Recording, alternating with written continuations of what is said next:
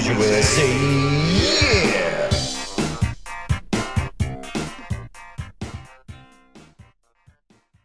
This is Carbros Podcast, episode 25. A quarter century. Yeah, silver or something. I don't know. I don't know what the anniversary is. Yeah, the golden, whatever. silver, The Big 2-5. brown. The big two. The big 2-5. Thank you for being here. Welcome back. If this is your first time, I'm sorry.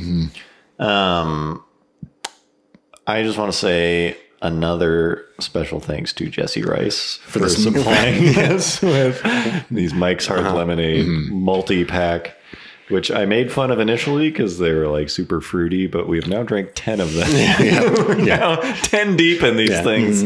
You're all liquored up. So yeah, thanks for that, Jesse. making Super the cool. podcast better, probably. Yeah, you're definitely making us. The takes are getting very saucier takes. passionate. Jesse is a patron. If you too would like to be a patron, if you'd like to be part of the exclusive elite group of patrons who support us, who make this podcast The elite possible. fraternity of one. Yeah. One and a bunch of guys. Yeah. There is a link in the description below, or you can Google Carbros Patreon. Please sign up. It does help. There's some sweet behind the scenes videos. There's some stuff. Some production updates. Also, we made an executive decision. Ian and Marco Rosano. I want to make sure I'm saying that right. Between the two of them, they are two brothers. They each donate $25 a month. Which is the highest tier, right? No, that's, We don't even there have is it. I don't know. They invented a tier. I see. $50 a God, month. the God tier. Producer level. The Rosano brothers. Yeah. We are Fucking huge. yeah, producers. This podcast is produced by Ian and Marco Rosano. Rosano brothers. Yeah, the Rosano brothers. This is Carbros podcast brought to you by Yeah, the true car bros. the true. broest Yeah. Yeah. Carbros. So thanks a lot, guys. Honestly, that is a huge deal. That's super cool of you to support us. Appreciate that. Appreciate all the patrons and appreciate all the fans. Yeah, everyone, absolutely. Everyone in the audience. We joke around that they're dead to us, but Look, we like to mess around. Yeah, no, I mean, whatever. If you're putting up with us, yeah. that's cool. Yeah. You've already paid the very high You're paying price. the price. Also, if you could rate this podcast on iTunes, that helps us too. Please do that. Yep. Okay, so one thing that we have like an ongoing list of podcast topics, and like throughout the day, I think just like as shit happens, car related things happen, we'll like add to it. Car and or just driving. Yeah. And one thing that I realized that I haven't really added to it until the other day is honestly at least once a day, because I live in kind of a small college town with a downtown, and it's just like stop signs every intersection. And stop sign etiquette is, first of all, it's kind of just a crapshoot. It's like they sort of tell you like, oh, the person on the right or whatever in driver's ed. And it's like they kind of give you the rules, but like no one really understands or it. remembers it. And then the reality of it is when you get out into the real world, it's just sort of like, I don't know. It's like- Whoever makes the first move. it's just kind of whoever's the most confident. Yeah. And so honestly, once a day, I will be at a four-way stop. And people are so overly cautious. Yeah. Whoa. It's just like they'll start to creep. Is it my turn? That move where it's like, Are you gonna go? the series of like there's three people at the stop Yeah. and you're all like kind of creep like, oh, are you gonna go a little bit? Are you gonna? And so I used to like get heated over that, like go, like fucking your turn, like. Yeah. And now I just go. Yeah, my I turn. just go. Yeah. Like even unless it's blatant Right. whose turn it is, I'm like, fuck this. I just go. Grab life by the horns. Yeah, and so far it has only made things easier. I have yet to have anyone like get mad at me or anything. It's just like I think go. Adam Carolla has talked about that a few times. Yeah. And he says like he gives like the point. He says like when says like when you point at someone, like they're gonna fucking go. Yeah, If you got direct it. them, they will. Yeah. The other one, like what I used to do is because it's like whoever gets there first, usually goes. Sure. And so what I used to do is I would make it. I'd try to make it really obvious that Stop short. Or no, I would stop late. Oh, I see. Like they stopped, and so I'd be like, I'm Creeping not up. done stopping. I'm still Go rolling. ahead. And I'd give it like 2 extra seconds, and then we'd just be sitting there. Yeah. I'm like, fucking go. I tried to make it obvious, so I stopped doing that. Because for a while, I was just getting so mad. I was like, you know what? Fuck this. I'm just going to start going. And so now I do that, and it's way better. Yeah. So I suggest people just fucking punch it. Yeah. Roll through the stop Don't even sign. stop. Just ignore all stop signs. Hit it super hard. Yeah. But I was kind of just laughing about like how complex the four-way, both how complex it is, but also like, I don't know if you ever noticed this when like a traffic light's out and it's just like flashing red, Yeah. which basically turns it into a four-way stop. Right. There's rarely traffic at those lights. Like it almost feels to me like traffic moves faster in that situation Without stoplights. than the actual like functioning stoplight. I mean, it depends on the time of day, but I think it depends on the time of day and how big the intersection is, because it gets real fucked when there's a turn lane. Or like a double turn lane. Yeah, it's like no one knows how to handle that. But in general, I've kind of noticed it's like it gets rid of the whole people waiting at a red light when no one's going. Yeah. It's like it's green for no one kind of thing. It's like that situation sucks. But I don't know. I just I wanted to share my revelation of I've just turned into a dick at four-way stops, and it's only everyone's happy because of it. It's only works out. better. Just works. Yeah. The follow-up to that. Crosswalk. So like I usually go for a walk I take my son for a walk usually every day, or like several days a week. Yeah. And right down the street from my house, there's a crosswalk that crosses like a 2-lane road that's not super busy, but fairly traffic, fairly major. And there's a crosswalk with a lot of crosswalks have like the lights, like the reflector type lights on the ground that like light up. I think there's like a motion Oh, really? detector, and like cool. they'll like light up As you're walking. if there's like someone near it, so cars know. Right. Oh, Which it has that, but it also has a sign that says like traffic does not stop. Yeah.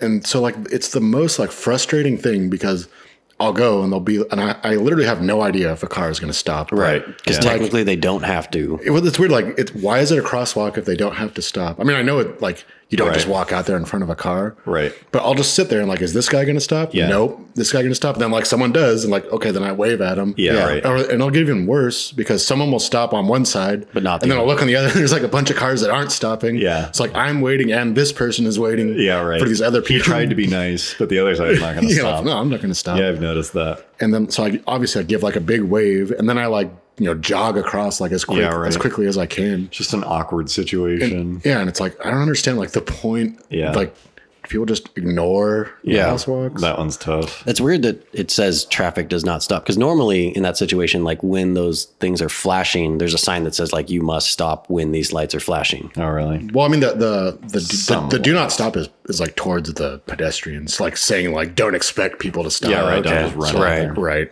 But why is there a crosswalk if what's the point of it even being a crosswalk? Yeah. The thing that like kind of makes me laugh is when a pedestrian steps out, like you're coming up to a stop sign or something, or just something happens where a pedestrian is just like, fuck this, I have the right of way. And it's like they'll just kind of step out and you have to adjust to them. Right. Like when they're jaywalking, like not in a crosswalk. No, even at a crosswalk. Well, it's like just something. It's like when you pull up to a light and there's a pedestrian like on your right hand side sitting there. Like you always get kind of like nervous because you don't know which way they're going to cross. Yeah, is he going to jump out? Yeah, and like some people are like not paying attention to the light. Yeah, it'll like give the walk sign for a few seconds, and then they'll go, oh yeah, I can go now. Yeah. It's like that's kind of like tense.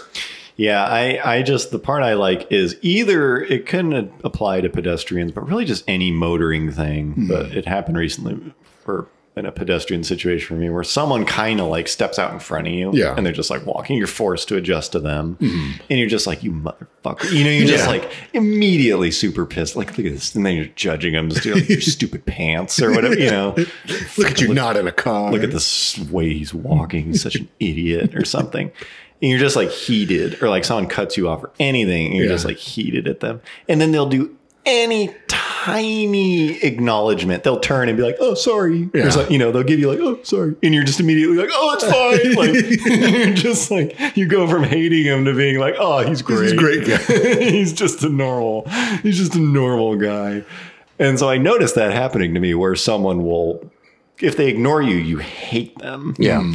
And if they acknowledge you at all, you're just like, Okay. Yeah. you're just like, oh, okay. And Same so I person started, to saint. and so I started doing that where it's like, I'll cut people off and be like, that was fucked up. Then I'll be like, sorry, you know, I'll give them the whole thing. And they're like, oh yeah. Whatever.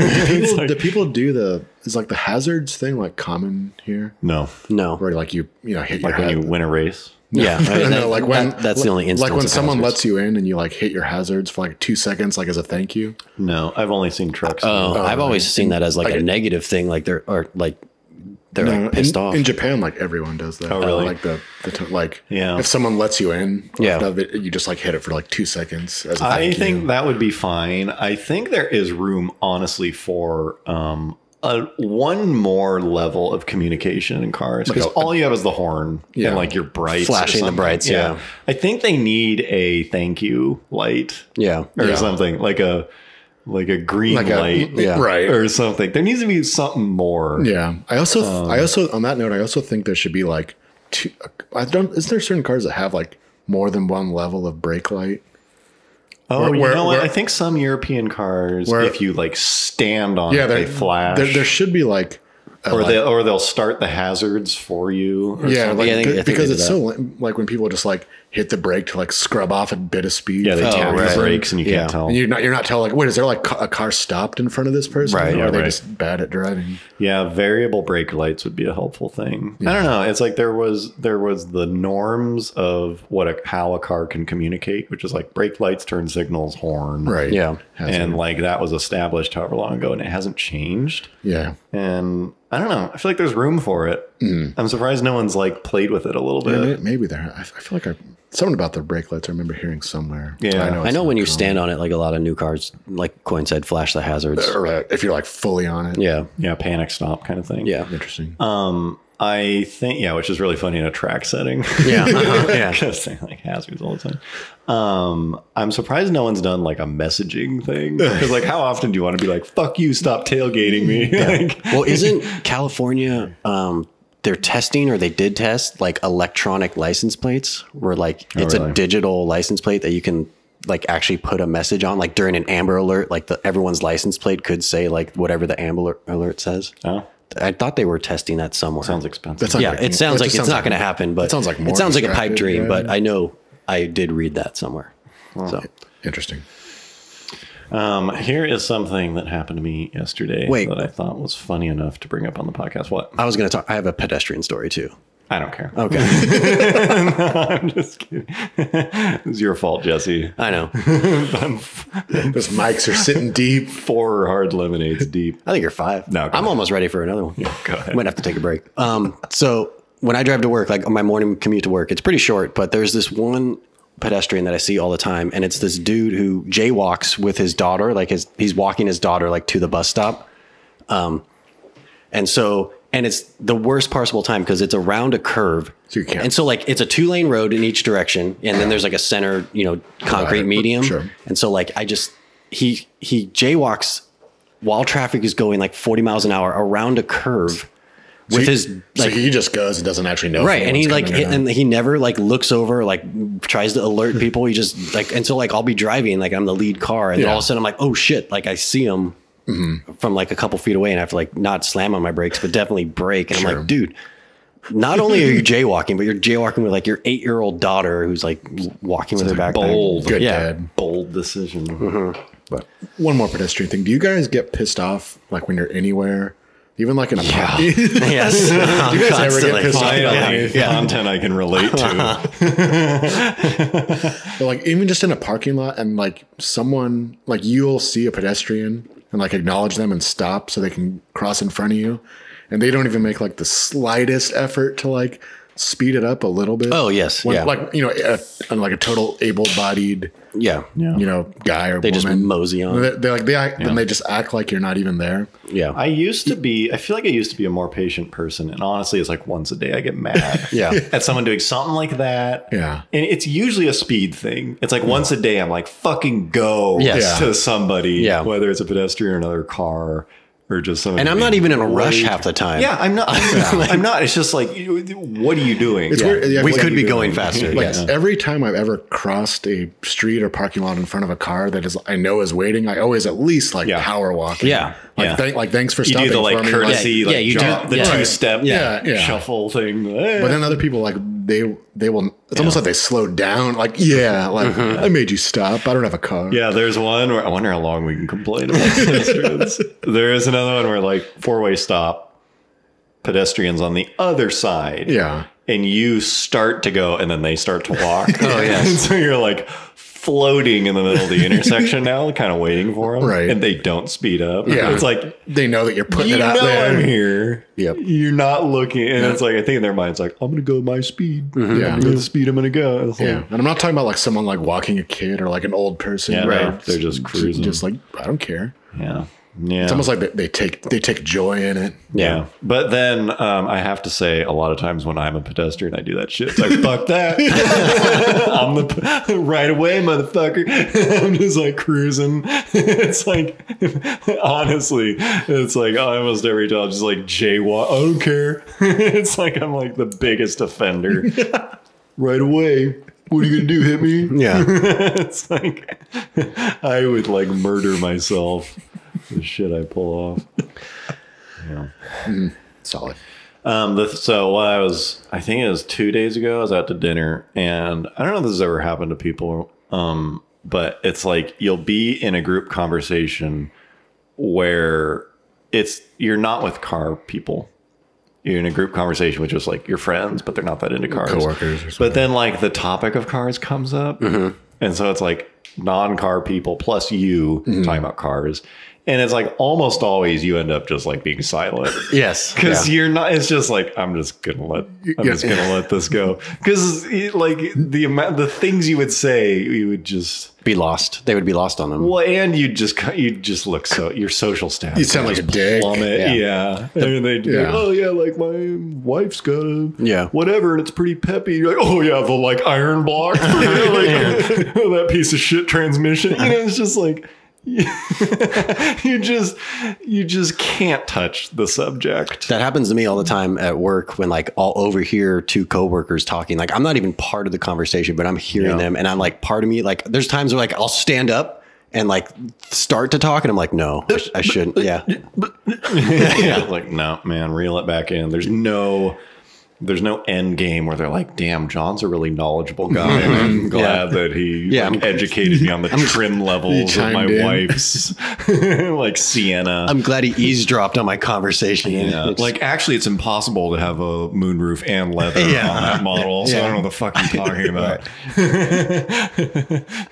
Shifts into fifth? No, that's a 4-speed transmission. It's a 98, so you can go straight to hell. The saddest thing is when you go to like a car dealer and there's like a salesman that's like that. Yeah, right. You know, like way more like, than them. Dude, are you just bullshit? Like, I usually end up in those situations just like dumbing myself down. Like, oh yeah, right. Totally. Yeah, that's just like, what do I have to gain? Right, here? right. Yeah. You're not going to like set them straight. Yeah. It's just like, it's almost embarrassing because it's like, God, I shouldn't know so much about this.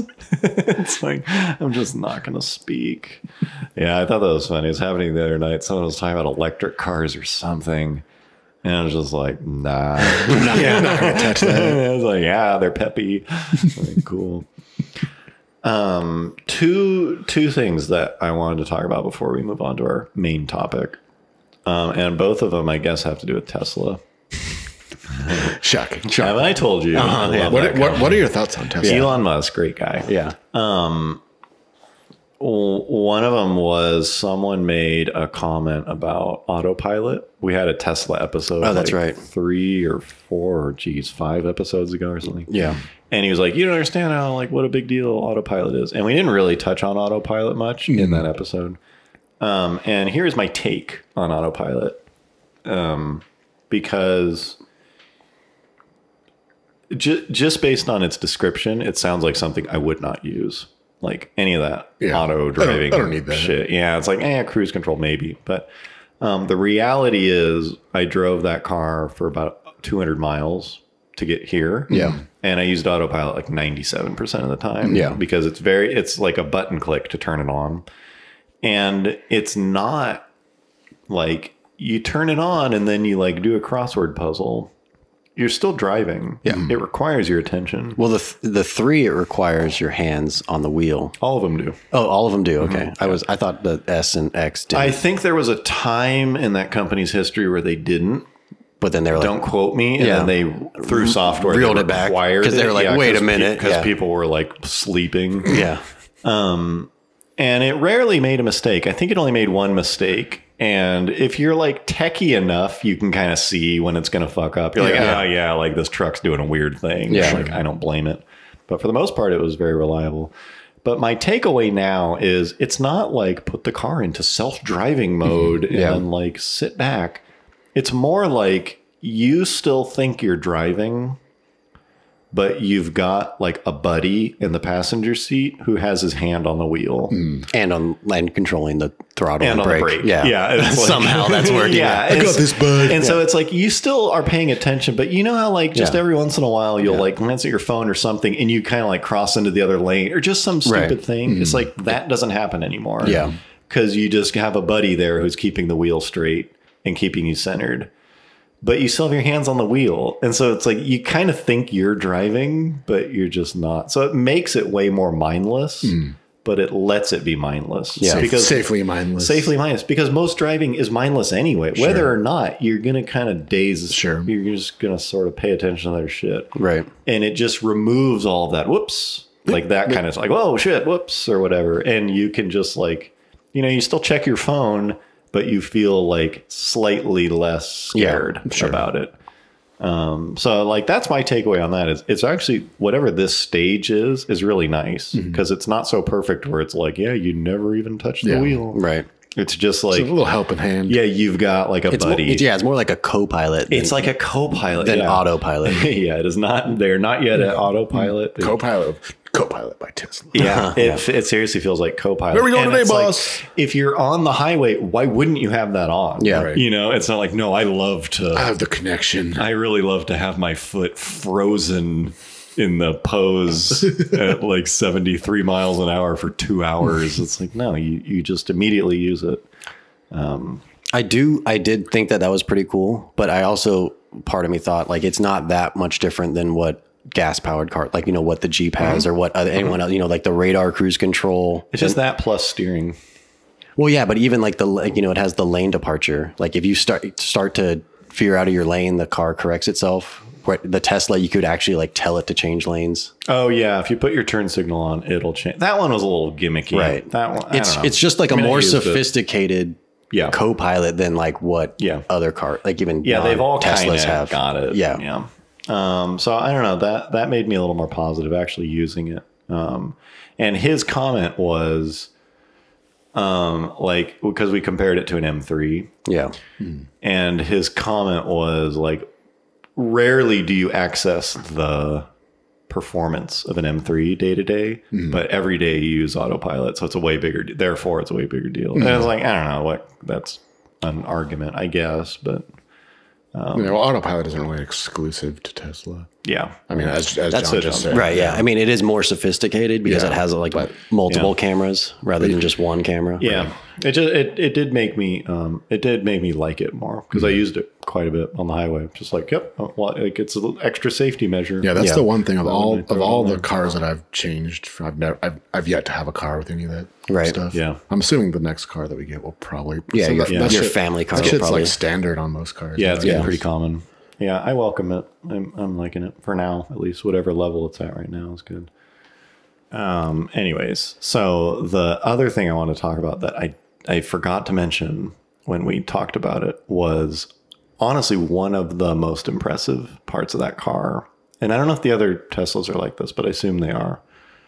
And it's kind of a new aspect of driving, but it is the off throttle mapping on that car for the brakes. The regen. It's not the brakes though, but right. like the behavior. The regen, the downshift.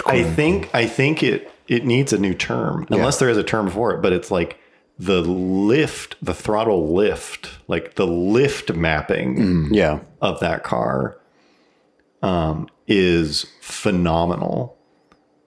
Because I'm guessing let me just describe how it feels and then I'll go into my speculation. But it's like some electric cars, apparently it's just kind of like you pull off the throttle and it's just this constant force. Some of them you can adjust. You can adjust it. Yeah.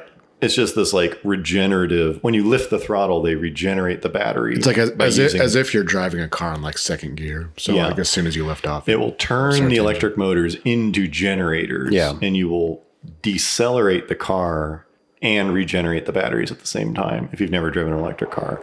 And so the car brakes almost as if you're hitting the brakes. It slows way down when you lift off the throttle.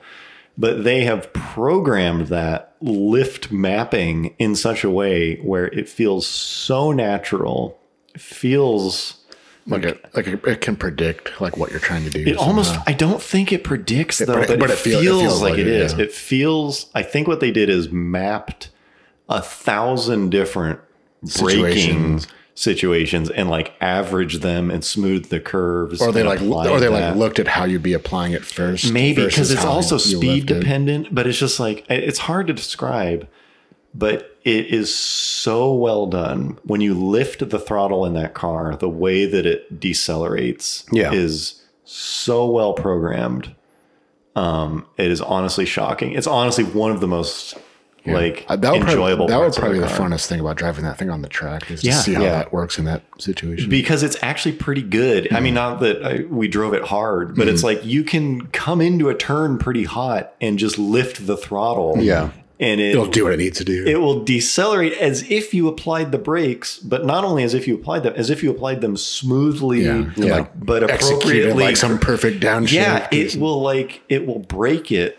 It will break the car in an extremely smooth manner just from lifting the throttle. So I don't know what to call it. Honestly, maybe it has a term, but like the lift mapping or something.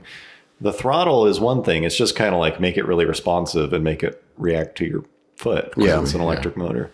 But the lift, it takes a little getting used to. Like that's probably the biggest change when you drive an electric car. It doesn't take that long. Like it took me like 2 minutes of driving. Well, it takes long if you're not like an enthusiast like us, because we just go like, oh, cool. And then you figure it out. Yeah. People who like, if your mom was driving. Exactly. And I forced my mom to drive that car and that freaked her out, you know? So it's like, it takes a little getting used to. To us, it's like, great. Yeah. I love it. You just learn it. Yeah. You learn it. Even my dad was like, fine with it. He just like around the block. He was quick. But yeah, that part about that car shocked me because it was so well done, and I wouldn't have thought thought about that. Yeah, but they clearly put a lot of effort into it, and they just did a killer job. You should bring it to the track. That'd be sweet. Yeah. God, that would. I really.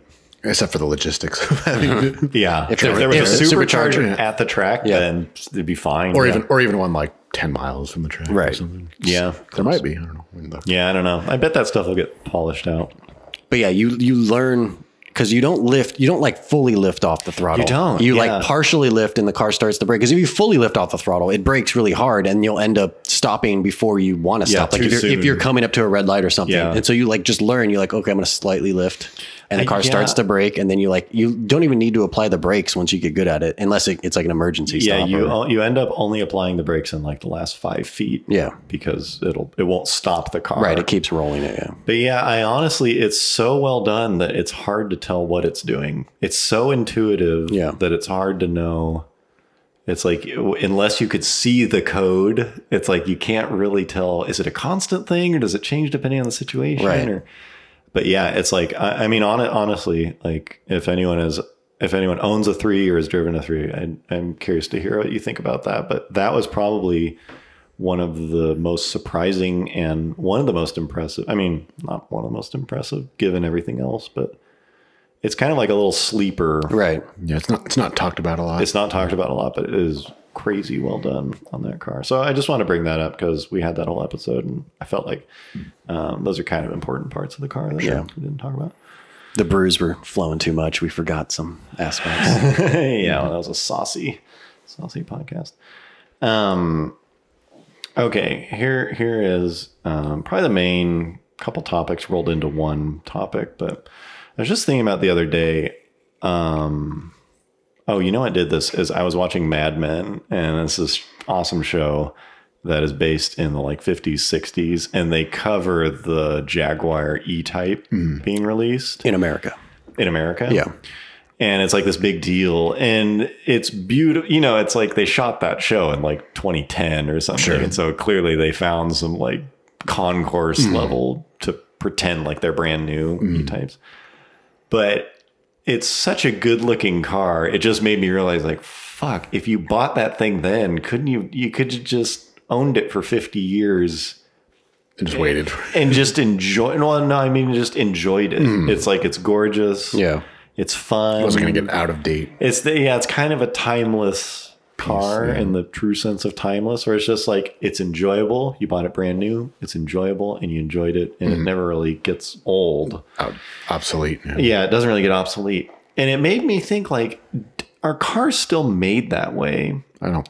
You know, it's like, are there cars short of, and I guess that car was pretty expensive at the time. Yeah. So maybe it's only fair to compare it to expensive cars right now. But even then, like I don't know if cars today are like that in my opinion. Money wise, or just Well, just even like aside. expensive car, like exotics and stuff, like they're neat and stuff, but they're not timeless like older. Maybe it's just because we remember, Yeah, I think that car was about 50 grand in today's dollars. which isn't terribly. It's not I mean, terrible. yeah, I think it was about 6,000 new, at least in the show they say it was. right. Yeah, it just made me think like, is there really a car now that like you'd be down to own for essentially the rest of your life, you know? Probably not. Well, I mean, I'm sure there is, but I think because they keep getting better and better. Is it just a performance thing then, you know? Not just performance. I mean, really, they get better in every way. Like every new car that comes out is like lighter. Like recently, at least, it's like lighter, stronger, safer. But it's not faster. necessarily like you buy a car and that's the only car you're gonna drive for the rest of your Yeah. life. Yeah. Like you can own it and just it becomes a second car or third car. That's like something that just sits. Yeah. I mean, I guess any enthusiast car could technically be like that. Right. Yeah, I think so. I guess so. I guess if you love, you know, if you buy some cool Mustang or something and you just enjoy it, I guess I could see if it does it for you, you just keep owning it. It's probably just on a person by person basis. It's not. I think there is just something about the, maybe it has to do with the simplicity of older cars. Through necessity, they just didn't have electronics or Right. whatever. But it's like you get some whatever motor, carburetors, you get the build quality that you got. All of the gauges are going to be very analog and simple. All the controls are going to be simple. And so it's like you couldn't really, given the technology of the time, you couldn't really do it any better than they did. Sure. You know, it's like that's what you're going to get. You can't really improve on a leather seat Yeah. much more than you could have at the time. And so maybe there is something about older cars like that forces an aspect of. Yeah, I just wonder what people thought about those things in like the 70s. That's a good point. Yeah. Like when it would be like at the bottom of its like and it's cool- 10 or 20 years. Yeah. Right. That's true. And they probably did dip. Because what like 10-year-old car right now is like really sweet. Mark IV Super, bro. Ether 10, M5. no, like 10-year-old. Oh yeah, 10. Like so something from like 2010. What car from like 07? Yeah. 09 Yeah, that's true. is like super fucking sweet right now. That's like not, you can't just go get something that's way better. That's true. Maybe it is Like the an S2000 whole, or something. Yeah. yeah, that's a good point. Just like one car that like they just don't make anymore. yeah. But anything that they still make is just way better now. Yeah, you're Like right. I just like the Mark V Golf. It's Yeah. much better than the ones that came at like, I don't think that's going to happen anymore. Yeah, well, certainly not with a Golf. But as you say, S2000, I could see it. That could be one of them. But that's just like, that's because there's only one run Yeah, of that. it's only Yeah. because they didn't make a new one, Right. that they did that. Yeah, I don't know. It kind of made me, it made me question like the flavor of cars today. I guess maybe an M3, just because it's different enough. A new M3? No, like an '08 M3. A V8 one? It's like different enough from whatever the new one is to have some appeal. I think in the long term, those V8 M3s are going to do pretty well. Because right now they are kind of lame. Because that motor is pretty gutless down low. And it's just like, yeah, they're kind of unreliable. I mean, they're pretty reliable cars. It's like they've got some issues. Sure. But I think in the long run, it's just gonna, like every time I see one of those, it's like that motor just sounds kind of cool. It's a very, even at low speed, it's just a very mechanical sounding motor. And like, I don't know. I think that one, just as a side note, if you can deal with their quirks, the V8 M3 is a pretty solid long-term enjoyment vehicle. I agree. Or an E39 M5. You should get one. Which I in red highly recommend. Yeah. Similar to that, similar like thought process is there's this weird phenomenon happening in a lot of different industries right now where products are so good and so refined. It's kind of like, how can they get better? Like smartphones. Yeah. And the obvious stuff that we're exposed to is like computers, basically phones, and like cameras. Yeah.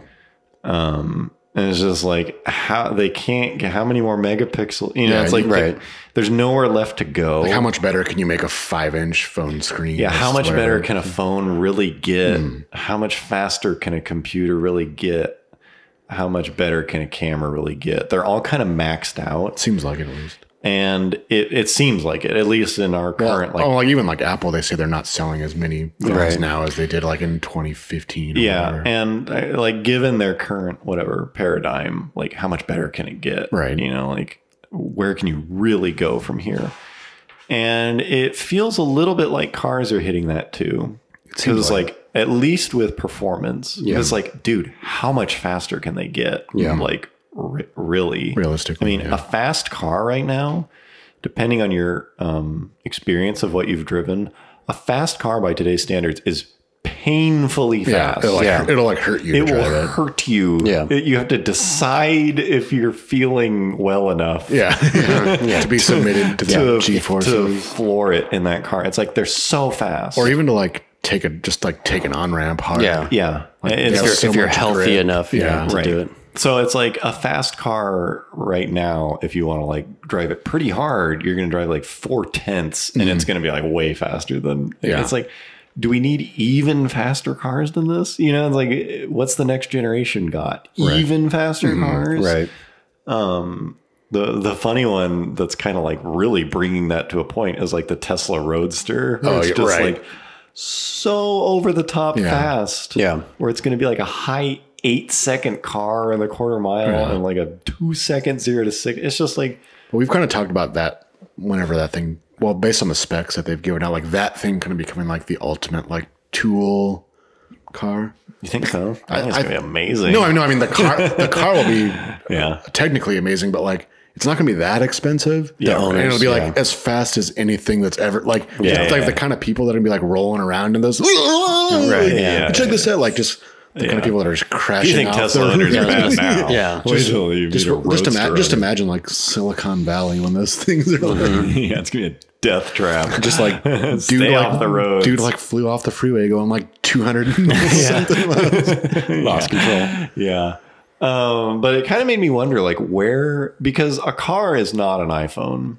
It's like a car has the potential to delight you in ways that like a phone doesn't. Right. Certain cars at least. Phones are great. I love them. Same with computers and cameras or whatever. But like cars are such a more visceral experience that it makes me guess / wonder that the next step needs to be focused on the experience and like enjoyment. The drama. Yeah. Because how can you make a car like... I just think people are getting a little tired. Like GT500 is kind of a good example of this. Like hitting the threshold. It's like, really, you're going to go even faster than that? Like, what's the next one? Going to have 900 horsepower? Like 7, it's already too fast. It's already like, who is this car even for a little bit? And so it's, if you're going to keep people as excited as they are now, because this current group is good. Don't get me wrong. I'm stoked for them. It's not like, it's not like I had this argument 5 years ago, but I have it now because like last generation, they could be improved upon. This one, I don't know. Yeah. Like What this are you, one, what they're are you realistically going to do? what do you, for the next generation, is it gonna, it's either just gonna be iterative and it's like, yeah, it's a tiny, it's even it's slightly a little bit more or whatever. Or I think what should happen is they start really just focusing on Character. yeah, like, man, this one is just way more fun to drive than the old one. Yeah. You know, it's like, yeah, the old one was like a little faster, but like you just wouldn't want to own it because this one's just way more fun. And it feels to me like, I say this because I suspect that's a smarter route to go because electric cars are just going to be so much faster than like gas powered. It's like right now, like as far as just like clinical being fast, like you're not going to beat a Model 3 or an S or whatever. Right. Yeah. Like even so, like what are you really trying to do? Especially when all cars are like that. And That's what I mean. It's like as they release, because it's like Tesla's not, they're just first. They're not necessarily the only. It's not like, how are they doing it? It's like they're just first. It's like anyone. They're the first one to mass produce. They're the first ones to get there. And so it's like, oh, the Roadster's insane. It's like, yeah, but in 20 years, there'll probably be like a couple. Yeah, Mercedes. Cars. Whatever Mercedes. they're like electric. Exactly. Like, you think SLRs. Porsche isn't going to make some insanely fast, whatever, electric 911 or something. And so gas powered car, and I guess I'm talking about gas powered cars, maybe electric cars too, but the ones I care about are gas. They will need to just be an experience. Yeah. Because they're not going to be better on paper. Because they're not going to be faster. Yeah. Because they're not, like, it's a good term to use, clinically. Clinical speed. Like sterile speed. They're already like this is like right at the crossroads where they're about to lose. Yeah. You know, they're just. Well, especially if supposedly in between either companies shifting to electric or even, I mean, governments literally forcing them to. We were kind of wondering whether will there even be a market, like, can they even sell gas cars in, say, 15, 20 years from now? I think 15 or 20 years, only enthusiast. It will, the last bastion of gas-powered cars will be enthusiast stuff. Which is, like, cool, but also scary. Why? Scary and, like, will they even be able to do it? Like, will there be enough of them? Will it be legal? Will you even be able to sell? Because isn't California supposedly kicking around the idea of not even being able to sell? They have a goal cars? of 100% zero emissions cars sold, but I don't know that means banning. Yeah, but some places it could. Yeah. They could just say like, are. no, you can't sell a gasoline powered car in California, which would suck. Yeah, that's what I worry about. Which I'm fine with driving an electric car to commute. Right. Yeah, as long as you have the option. Yeah. But if you're still allowed to make gas cars, we kind of speculated that they will just become these kind of specialized, like you're buying a gasoline car because you want it. Yeah, you specifically went out and sought it. Right. Yeah. I really wonder. I mean, it's not like this is a new topic, but no one knows the answer. Right. Yeah. But like, so much of the fun of owning a gas-powered car is driving it on the street. Yes. And if it were the type of thing, like I suspect with like the obvious comparison of this is horses. And I don't think when they got rid of horses that people were like, so much of the fun of riding a horse is riding it on the street. It's like you can still go have a horse. Like people still own horses, property, and like ride them. They ride them, compete them. It's a total like enthusiast thing only. No one depends on it.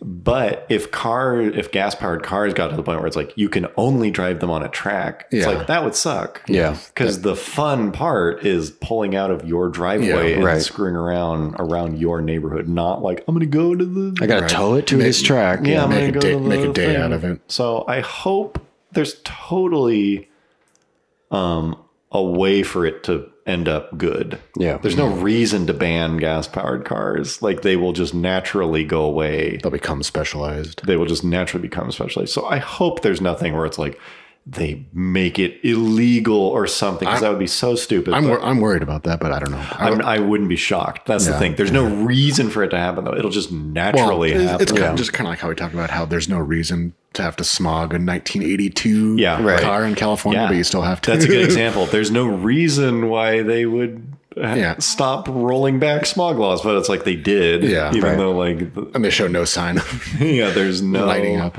That did nothing for them except screw with people who are into the hobby. And so it's like, why wouldn't they just do that again? But that's a real bummer to think about. I hope that's not the case.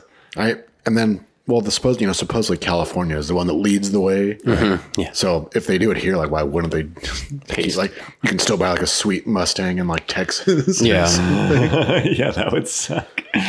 Yeah, it's going to be interesting to see, because the only reason we have really good Mustangs is because they sell a ton of cheap ones. Yeah, and so if you remove all the cheap ones, like, are we still gonna? Yeah, a Mustang GT is gonna be like $200,000 or something. Yeah, like which ones will be offered? I don't know. It really, there's so many. Or if they, like we kind of talked about, if they don't like outright ban them, they might have some crazy like carbon tax, which would just further add on to the price of what's already going to be. I'm fine. I mean, I don't know. I don't think it's groundbreaking to say like I'm fine with a reasonable tax. Yeah, it's like whatever, as long as I can still enjoy my thing. Right. But if you pile that on top of what's already going to be expensive, we'll see. It'll be interesting. It will be interesting to see. I hope that there is room to own. Yeah. Like on the bright side, the optimistic side, we're like, what would you build? Like, what? Assuming they do still build gas cars, in the year 2040, like, are they going to be like super sweet and like focused on just being fun? I think so, because that's the only market, right? It'd be really cool if I don't know what this would look like. I didn't like think about it enough ahead of time, but I assume there's a lot of stuff that has to do with making a car a daily driver that they wouldn't have to focus on anymore, that they could pull out. Right. Because like the reality of most cars is they're designed to be driven for 200,000 miles and then thrown away. And they're just supposed to keep you comfortable because you're in them for an hour a day when you go to work. And then they don't have to be made for driving on snowy roads. Yeah. Like if you could just focus on like pleasure vehicles more, if like imagine a world where straight enthusiast fun to drive vehicles is a small but competitive segment, and there's like 10 really good options. Yeah, I mean, it would essentially be like how it is now, except all the boring shit would just be electric. Right. You just eliminate all that stuff. But I think it would look quite a bit different. Yeah, because you wouldn't. I think it would have to. Like economics would force. There couldn't be like 30 different brands offering these like special. Maybe there could be. I don't know. There'll probably be like more small companies doing it that like just make. I don't know. It'll be interesting to see. I hope there is a good version of it though. Or like Ford will make an engine, and then like 12 other companies will like use that put engine. a spin on it. Yeah, that's true to save costs. Maybe. Yeah, because making a gas motor is no small task. No. Especially a good one. Especially if there's like a reliable. If the only demand is people that want to have fun. Right. Like if you're only selling 1,000 of them a year or something, it's like, that's not a lot to work with.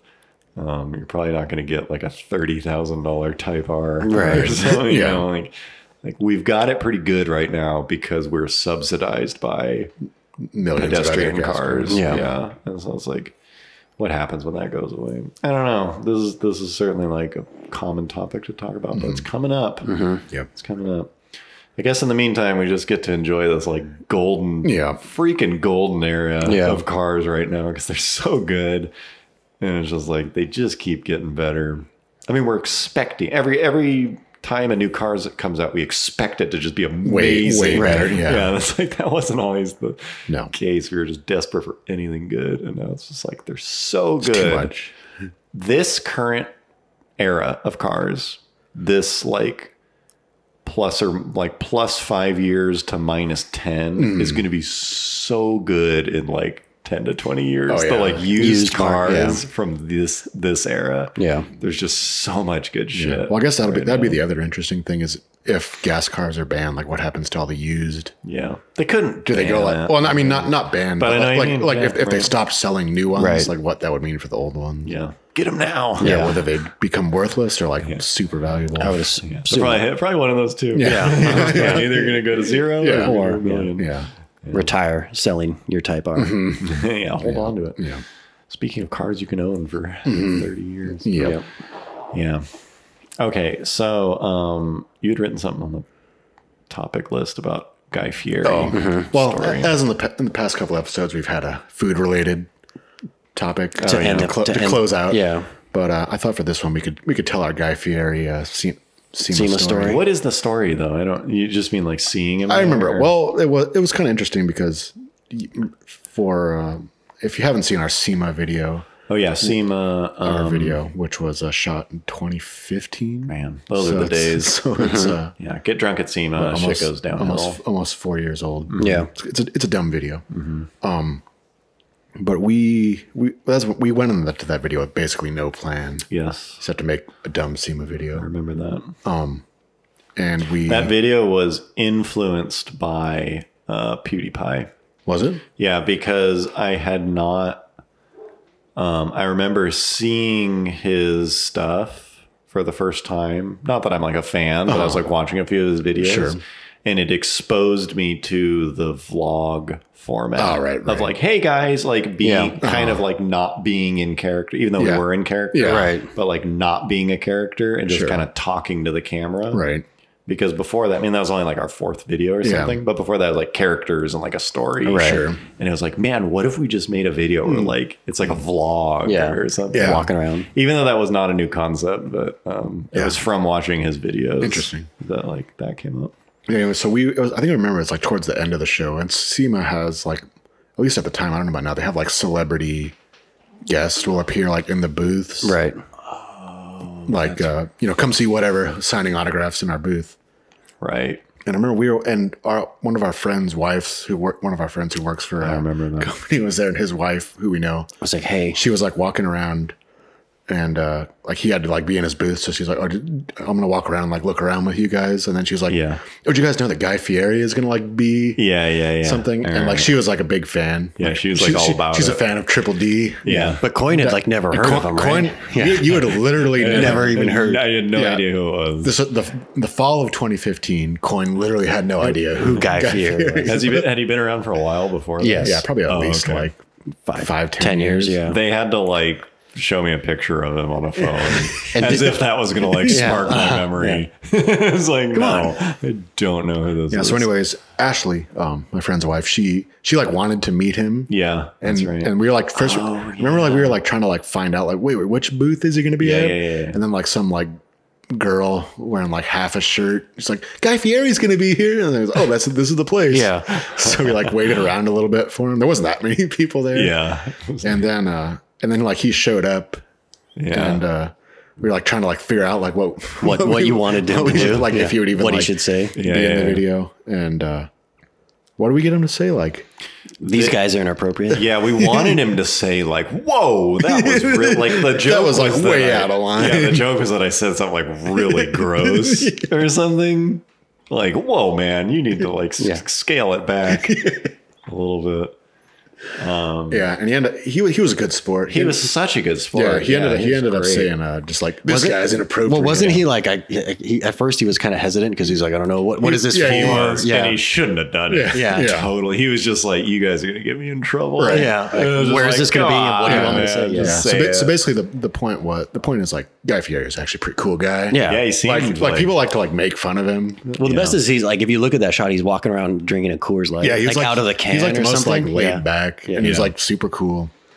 So shout out to Guy Fieri. Tough guy. And the other funny thing was like Ashley wanted to meet him. She was so nervous, She like wasn't she like wanted to like either take a picture or shake his hand. Yeah. and then she ended up being so embarrassed by like what we'd just done that like she like didn't even like she just kind of like stood in the back. From us. I thought she was just too embarrassed, like in general, To talk to him. Yeah. Well, no, I'm pretty sure we like She didn't want to follow up. Right. Follow that up. Yeah. So That was pretty cool. no. Yeah, I went from not knowing who he was to like thinking he was a cool guy. yeah. And I think he's even gotten like more like well known Oh, really? since then. I That's don't think good. like you'll find him at SEMA anymore. Probably not. Just like hanging out. Yeah. I knew him before he was big. What's up, guy? Maybe we should have him on the podcast. Yeah, bring him back. Yeah, that was funny. Yeah, that's cool that worked out. Man, that video was so unplanned. I mean, all of our videos are. Yeah, that one set a record for unplanned. No, I think Monterey. Yeah, that was pretty bad, man. Tried to recreate the magic and Well, no, we just the amount of planning we had going into Right. it. It's like, I don't know. We'll it's figure like it out. It's like a British character. I mean, it was so loose. It was like so dumb. I think the problem is I wasn't there. Well, and the even worse part about those things are like, we'll go into it. It's like, all right, we're going to shoot a video, and we're like traveling there, and we're still not planning. Yeah. right. It's not like, okay, it's down the line, let's start planning. It's just like, nah, let's just literally walk around, and See what we see. see what we see, and shoot it. Come It's up like, Let's spitball this. it's like, oh, what if you blank? And Oh, they got oysters. Well, what if you eat the oyster? and we the- just barely pull those videos out of our ass. I mean, it shows. It shows. The biggest thing we ran into is first, like say, we only have control over a small amount of Yeah, it. right. Yeah. So basically, like how funny something like that is, it's only going to be as funny as like you're willing to embarrass or like How willing you tarnish are yourself. to put yourself. Or how willing other people are to cooperate, like being interviewed and stuff like that. Yeah. Yeah. Yeah. Well, worked out. Also, didn't help you got food poisoning or sick or something. No, yeah. that didn't help either. That was also not cool. Yeah. Well, that's the big guy Yep. theory. Yeah. Big guy Little theory inside. reveal. It's a cool guy. Yeah. Okay. Well, interested to hear what people think about this because it is a topic that affects all of us. Of course, I am talking about the four-way stop pedestrian debacle. Yeah. I hope you guys enjoyed. I know we enjoy making these, and we especially enjoy all the booze that Jesse Exactly. is willing to illegally Yeah. shove us. So thanks again for that, man. That was cool. Yep. Yeah, thanks for being here. Thanks for making it all the way to the end. See you next time. See you next time. See ya. Bye.